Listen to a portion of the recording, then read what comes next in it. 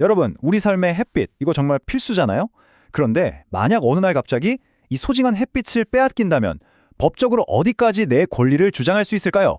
오늘 실제 아파트 주민들이 겪었던 법정 다툼 이야기를 통해서 일조권의 모든 것을 아주 명쾌하게 파헤쳐 보겠습니다.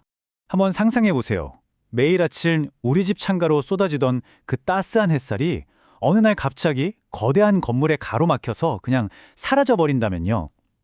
이건 단순히 기분이 좀 꿀꿀한 차원의 문제가 아니죠. 내 재산 가치와 마음의 평화가 걸린 아주 중대한 문제입니다. 오늘 우리가 함께 따라가 볼 이야기가 바로 이런 상황에 처했던 대아파트 주민들의 실제 이야기입니다. 평화롭던 이분들의 일상에 과연 어떤 일이 벌어졌는지 지금부터 그 이야기 속으로 한번 들어가 보시죠. 사건의 시작은 이랬습니다. 원래 있던 대아파트 바로 옆에 지하 2층에 지상으로는 무려 19층에서 30층에 달하는 거대한 아파트 단지가 들어서기 시작한 거예요. 완공된 건물은 뭐랄까 거대한 벽처럼 돼버린 거죠. 기존 아파트에 아주 짙은 그림자를 들이우면서요. 주민들이 가만히 있었을까요? 아니죠. 우리 햇빛 돌려달라! 이것 때문에 재산 가치도 떨어지고 너무 고통스럽다 하면서 이 사업을 진행한 시행사와 실제 건물을 지은 시공사를 상대로 손해배상 소송을 낸 겁니다. 이렇게 본격적인 법정 다툼에 막이 오른 거죠. 자, 그럼 법원은 이런 문제를 어떻게 볼까요? 이 싸움의 승패를 가르는 정말 아주 중요한 키워드가 하나 있거든요. 바로 수인한도라는 건데요. 오늘 이 단어 하나만 제대로 알아가서도 성공이라고 할 수 있습니다. 수인한도, 말이 좀 어렵죠? 쉽게 말해서 이 정도는 좀 참고 삽시다 하는 그 한계선이라고 보시면 돼요. 우리가 다 같이 사는데 어느 정도의 불편함은 감수해야 하잖아요? 법원이 바로 그 선을 넘었냐, 안 넘었냐, 이걸 따지는 겁니다. 햇빛 문제도 마찬가지고요. 그럼 그 한계, 그 선은 도대체 어떻게 정할까요? 아주 구체적인 기준이 있어요. 법원은 딱 두 가지를 봅니다. 그것도 1년 중 해가 가장 짧은 동짓날을 기준으로요. 첫째, 오전 8시부터 오후 4시까지 총 4시간 이상 해가 드나? 둘째, 해가 가장 잘 드는 시간대인 오전 9시부터 오후 3시 사이에 쭉 이어서 2시간 이상 햇빛이 들어오나? 이 둘 중 하나라도 괜찮으면 이 정도는 참을만 하다고 보는데 만약 둘 다 안 된다. 그때부터는 얘기가 달라지는 겁니다. 이건 법적으로 보호받아야 할 권리를 심각하게 침해당했다. 이렇게 보는 거죠. 자, 그리고 이 사건에서 법원의 판단은 바로 주민들 손을 들어줬습니다. 새로 지은 아파트 때문에 태아파트 주민들 집이 방금 말한 그 두 가지 기준을 전부 다 통과하지 못하게 됐다고 본 거예요. 한마디로 이건 참을 수 있는 수준을 넘었다고 땅땅땅 결론을 내린 거죠. 자, 좋아요. 권리 침해가 인정됐습니다. 그럼 이제 다음 단계로 넘어가야죠. 이 피해 도대체 누가 보상해야 할까요? 프로젝트를 기획한 시행사, 아니면 건물을 직접 지은 시공사, 그것도 아니면 둘 다일까요? 법원은 여기서 책임을 아주 명확하게 갈랐습니다.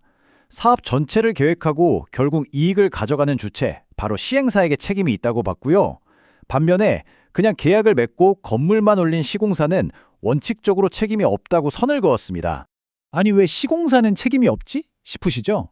법원의 판결문을 보면 이유가 나와요.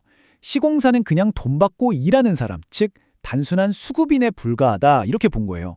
시공사가 설계까지 맘대로 바꾸고 시행사랑 거의 동업자처럼 움직였다 이런 특별한 사정이 없는 이상 그냥 시키는 대로 건물 지은 것만으로는 법적 책임을 물을 수 없다는 거죠. 자, 이제 책임질 사람이 시행사로 딱 정해졌어요. 그럼 이제 돈 문제죠. 주민들은 과연 얼마나 보상받았을까요? 여기서 법원이 또 한 번 아주 흥미로운 판단을 내립니다. 이게 좀 놀라운데요. 법원이 피해액의 100%를 다 물어주라고 하지 않았어요. 딱 70%만 책임지라고 한 겁니다. 아니 왜 30%를 깎아줬을까요? 법원은 이런 점들을 고려했어요. 우리나라 땅 좋고 도시가 워낙 빽빽한데 모든 집의 햇빛을 완벽하게 보장하긴 현실적으로 어렵지 않나 하는 점. 그리고 시행사가 건축법 같은 법을 어기진 않았다는 점. 이런 것들을 다 따져보고 공평의 원칙에 따라 책임을 좀 줄여준 겁니다. 재산 가치가 떨어진 것 말고도 정신적 고통에 대한 위자료도 인정됐습니다.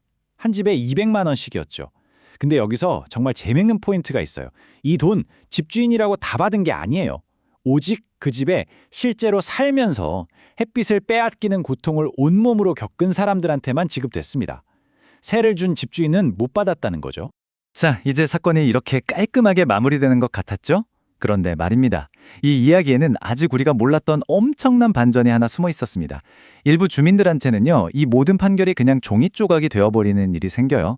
바로 서명 딱 하나 때문에요. 이거 정말 이상하지 않으세요? 법원이 분명히 시행사 책임이 있다고 했는데 왜 어떤 주민들은 단 한 푼도 못 받고 소송에서 졌을까요? 이 질문의 답에 오늘 이야기에 가장 중요한 교훈이 담겨 있습니다. 정답은 바로 합의서였습니다. 이분들은 소송을 시작하기 전에 시행사랑 먼저 만나서 합의를 했던 거예요. 그리고 그 합의서에 이런 문구가 있었던 거죠. 앞으로 이 문제 가지고 민사든 형사든 어떤 이의도 제기하지 않겠습니다. 여기 사인을 해버린 겁니다. 법원은 이 합의가 유효하다고 봤고, 아니 이미 안 따지겠다고 약속해놓고 왜 또 소송을 합니까? 이건 안 됩니다 하고 아예 재판 자체를 열어보지도 않고 그냥 사건을 닫아버린 거예요. 자, 오늘 이 태아파트 사건을 쭉 따라와 보니까 우리가 몇 가지 중요한 사실을 배울 수 있었죠. 첫째, 일조권 소송의 핵심은 수인한도라는 객관적인 기준을 넘었는지 이걸 증명하는 거고요. 둘째, 책임은 보통 시공사가 아니라 사업 전체를 책임지는 시행사가 진다는 것. 셋째, 피해가 인정돼도 여러 사정을 봐서 배상액이 깎일 수 있다는 점.